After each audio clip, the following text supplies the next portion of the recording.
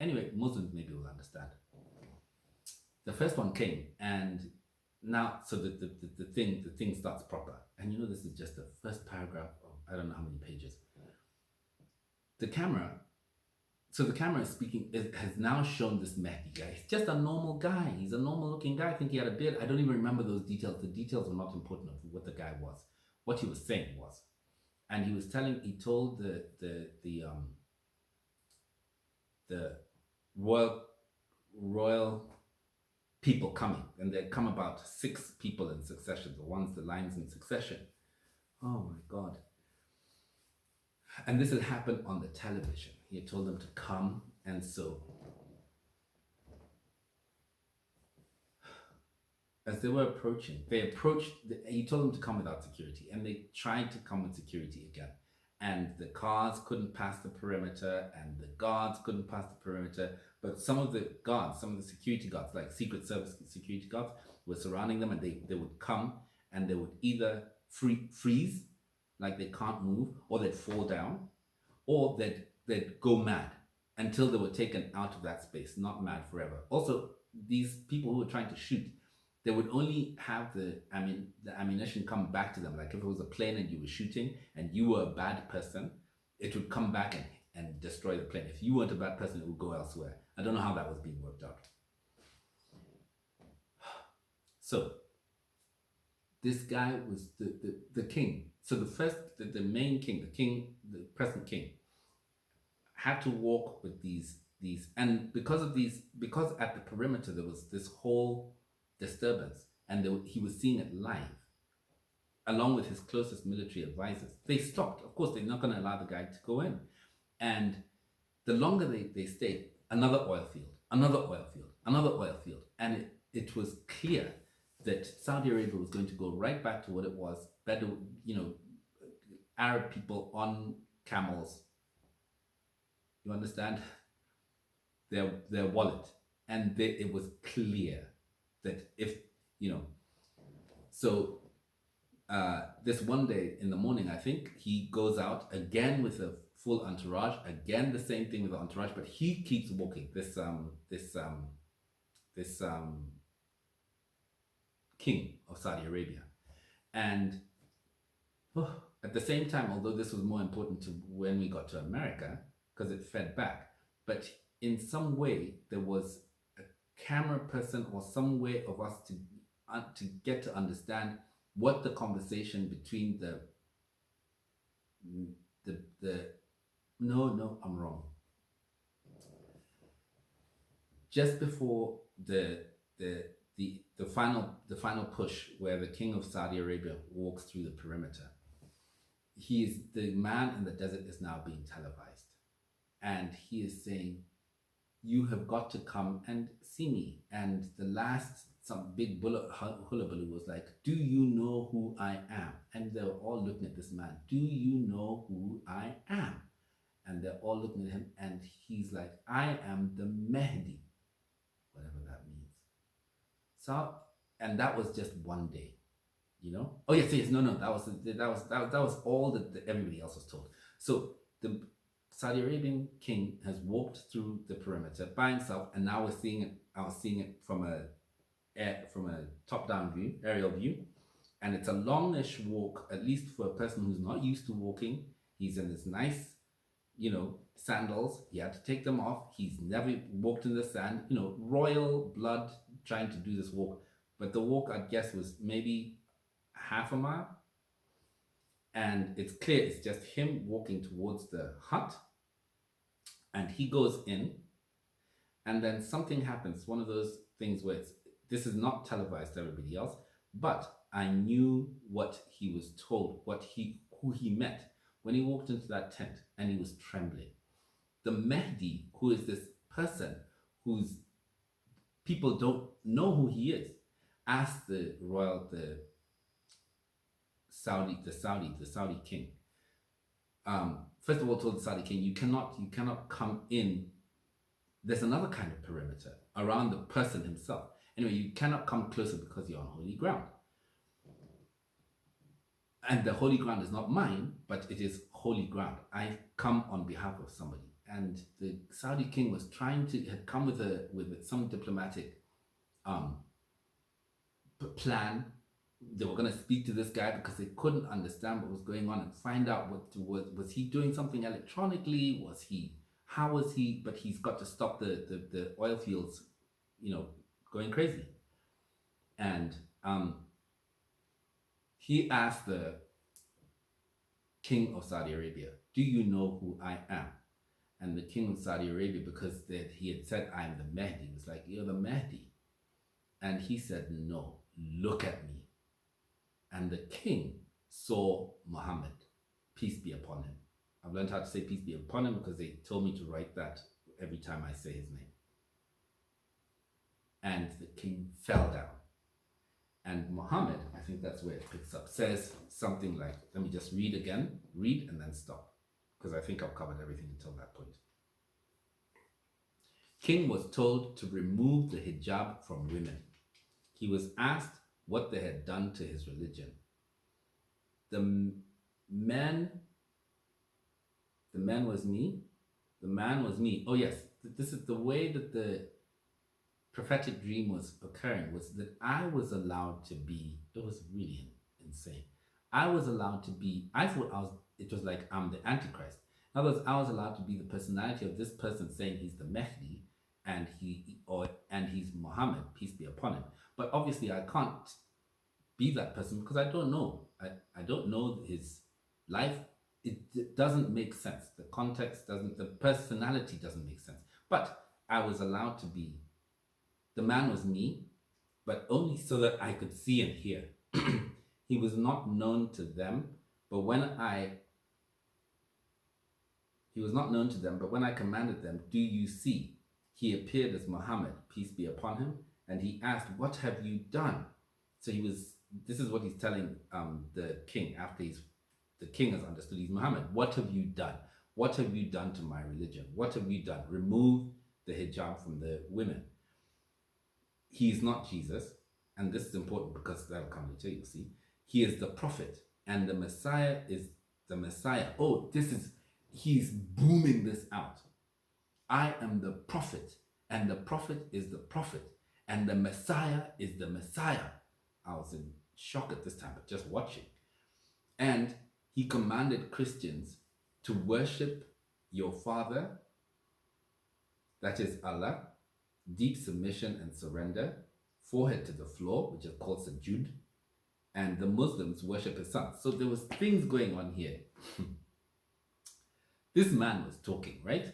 And what he was telling this Saudi Arabian is the message that was being understood by Muslims and Christians around the world, but not being broadcast. So the message was that Muslims and Christians, there's only one God. And Muslims and Christians, everybody, I don't know how it involved other religions so far, but Muslims and Christians were worshipping one God, but there's a clear understanding that Muslims had lost God. And God was trying to tell them, first of all, I'm a loving God. You don't know anything about love, but it's not about all the rules and regulations that you put women in hijabs. You're killing your own people. Look at the state of Yemen. You think you're doing jihad, and it's Muslims. You're slaughtering them. You're killing them. Not only that, you're killing their chances at coming to me by telling them that I told them that they need to go and kill people. How are they going to get to Jannah having killed people? Jannah is heaven. So he's just trying to tell them, and then the Christians understand. At that point, it was difficult for me because the Christians also, the Christians were told, you are too lax with the way that you worship God. 5 prayers a day is important. The way that, in other words, we were to worship with our head on the ground, the awesomeness of God. Because when Jesus returns, he returns as the judge. There's this thing in Islam where they tell you about the 7 heavens and then the 7 things to the throne. The thing being like, okay, there's something about the ring, and you put a ring in the desert, and that's one heaven. in relation to another and another. In other words, to show you the expansity. It's difficult to explain all this. But for Muslims, Allah is Allah. God is God. In the way that Christians used to know them when they speak about the awesome God.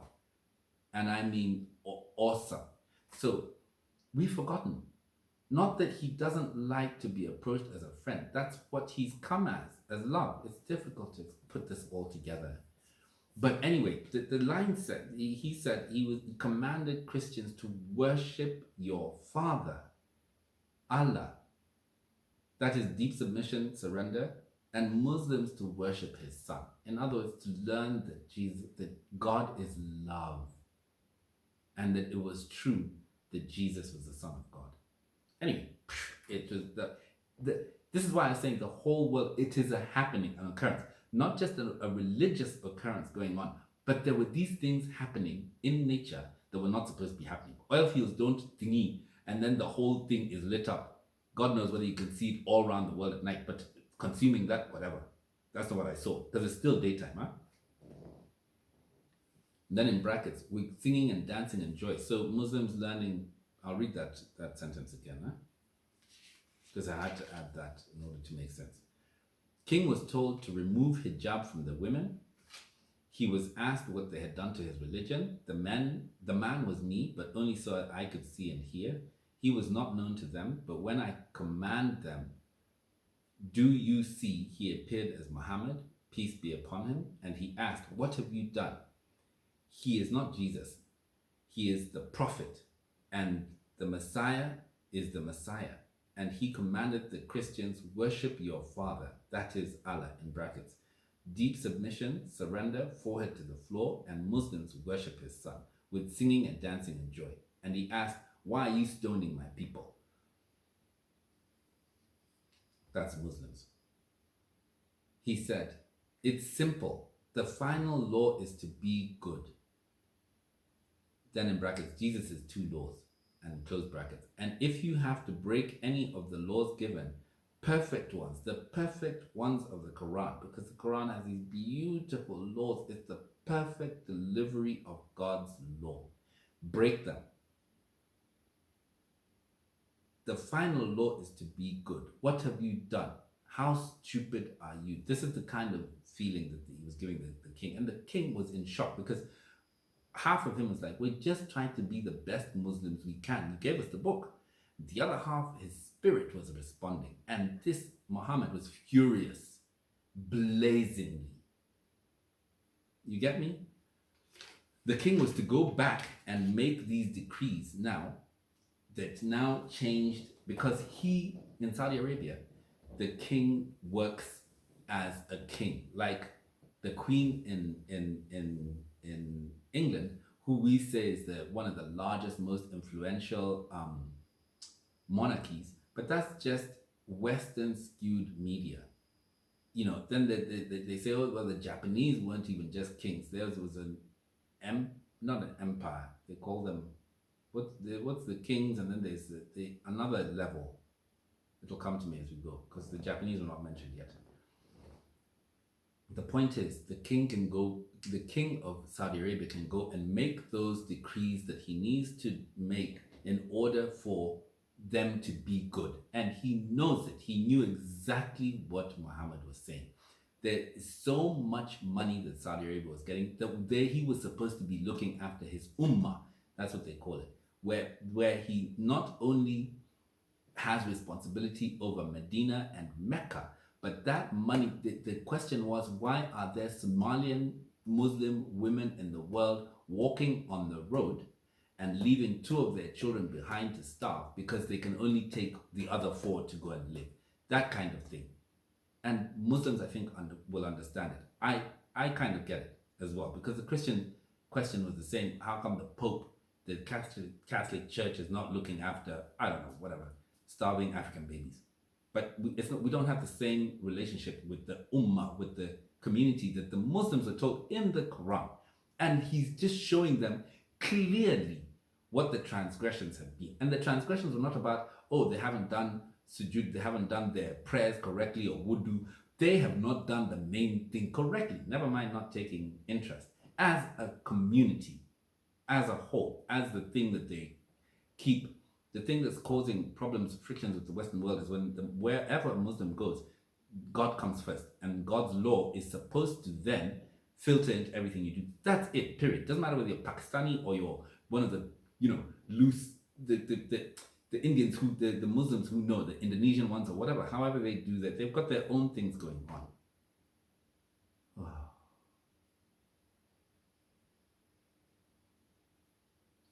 Be good. God judges. You will know. Simple. Anyway, and part of this also, now the part that was ringing in my head was, these prophecies that people say, and then they do the signs, and then they either tell you numerology, or then something happened. There was a tsunami, and then so that tsunami must mean, or there was an earthquake. The first sign we're told in the Bible is that when Jesus returns, you will see. You will see. Everybody will see. Everybody, the start of the sign. So this is one of the things that I was trying to, that they were telling me, these prophecies that come up and they're trying to give you timelines. These timelines, they try to interpret through the coming of Trump or the coming of Obama, the coming of whatever, and they have to interpret it through some very clever machinations. And when you follow them, you're like, oh yeah, that, of course that's what 5G was. It's not like that. We are told we will know, like a meteorite. Anyway, there's burning oil fields, because that's the start, and it's tied to the Antichrist. I didn't know how. Let me carry on. So I wish I had the money to film it. So he was told to go back. The Saudi Arabian king. So let me read this. He's told to go and make these decrees, but when he got back, he couldn't, and he was angry and arrogant, and immediately his arms and legs shriveled, and he was on the ground screaming. And the next in line, who we hadn't heard their conversation with Muhammad, peace be upon him, was screaming, this is what he said he would do, but he also didn't have the strength, and the next one, and so forth. So what is happening here is, remember that I told you there was the six of them had come in line. So the image was, and it was about half a kilometer. Half a kilometer. So the king went in and had this conversation, which is hidden. I was the person, the Mahdi or the Muhammad, just so I could see and hear and understand what was going on between the king and this guy. And then I was taken back out into the aerial view, that was being filmed like I'm in a film, like I'm in a cinema. And the king came back out walking really quick, but what he had heard, he came out walking, and the next person was asked to go in, and they crossed, and the next person walks in, and I'm not there, I'm just seeing now the outside, that he comes out, and the next one goes in, like that, all six of them. And then we were out of that scene, and back in the scene where absolute chaos in either the White House, whatever their White House is, if it was a palace, I don't know, wherever they were, where the king was supposed to now begin making the edicts and the decrees that allowed all of their systems to work now for good. So removing the hijab, even though it's un-Muslim, there was something, in other words, this person has come to upturn the religion and to release good from all religion. It's the same, it was the same understanding for Christians, for Muslims, for Brahma, for whatever. The religion, something had covered the spirit of God on this earth, however God had come. So, and it was a clear understanding to people, particularly those who were with God in their hearts. And they're Muslims know God. They know goodness and love and forgiveness. They just know it in an odd way. But Christians, we also know it in an odd way now. When we're saying, women shouldn't be in church, or whatever it is that we're saying now that makes us Christian. I don't know how we got that far. How did we get that far from the Spirit? Because what I was feeling at this time was a lamentation. It was almost like the angels going, yeah, it had to happen, because We had gone so far from the spirit of good in the name of religion, in the name of God. He was furious. And by the way, God is not a he or a she. Although when he's a he, he's fully he. And when he's a she, she's fully she. That's a different conversation. They had gotten to, and the king was far too afraid to make these decrees, starting with the hijab. But I think the hijab, just because it's such a clear rip, and he couldn't do it. And it was known that he was not going to be able to do it. So, and the cameras are there. They're Saudi Arabian cameras. And his arms shriveled and his legs shriveled, and he fell on the floor. Not shriveled, but I think they became crippled. He became crippled like this, fell on the floor, and that was it. And the second in line was screaming to now the people who are there, but he was being filmed. So this has become a drama now in which all the Saudi Arabians are involved. And to a certain extent now the Muslims, but it hadn't become such a worldwide thing yet, because it was just the other day that the oil field blew up, but it was now beginning to rage. It's the thing, because something is happening on the earth that is not explainable. Anyway, the second guy also didn't have the power, and he shriveled and died. And now I was beginning to be moved away, because how that story ended, I don't know. I don't know if the decrees or in some way in the country in which it just takes one person to change those things. And by the way, this was a line of things. So actually, he was talking about what are your laws on welfare for the poor? Don't think that welfare for the poor means that because you're a Saudi Arabian king and all of the oil money is coming to you, that you hold a meeting out in the desert and you call a tribe of Bedouin people and you bequeath them. You have a house, you have a plane, you have a Jaguar. That was not it. No, like, where are the systems that are ensuring that oppression was not happening, that violence was not happening, and he was being spoken to in this sharp way that God had given them everything, all the resources required. So that story kind of faded away. Then the last thing is this guy then now goes to the airport where this Saudi Arabian king's planes are, and gets on the plane, and the plane takes off and starts flying out. So I had questions, how is this happening? But I didn't have questions. The thing was, now